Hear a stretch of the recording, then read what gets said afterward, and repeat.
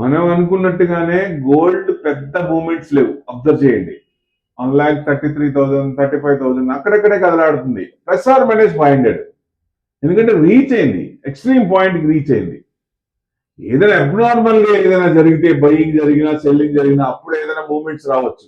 అంతే తప్ప సిల్వర్ మటుకు వెనక్కి తిరిగి చూడట్లేదు. తగ్గేదేలే అంటే ముందుకు పోతూనే ఉంది.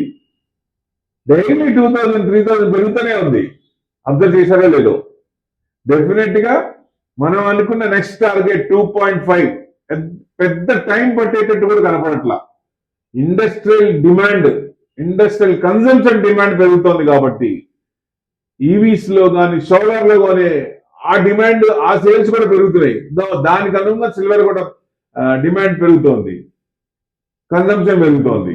సో డెఫినెట్ గా దీనికి అనుగుణంగా రేషియో వేసుకుంటే రెండు దాటింది కాబట్టి 2.5 లక్షలు నెక్స్ట్ 2.5 lakhs నెక్స్ట్ టార్గెట్ తీసుకోవచ్చు.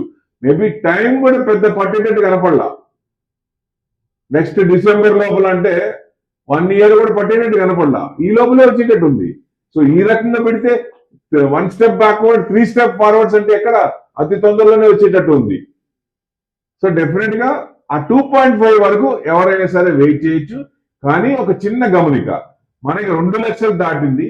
సో డెఫినెట్ గా హైలో ఉంది.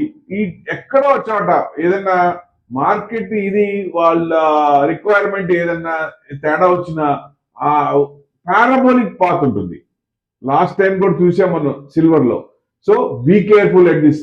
రెడీగా ఉండండి. ఎక్కడ కొంచెం తేడా వచ్చినా ఎగ్జిట్ అయిపోండి.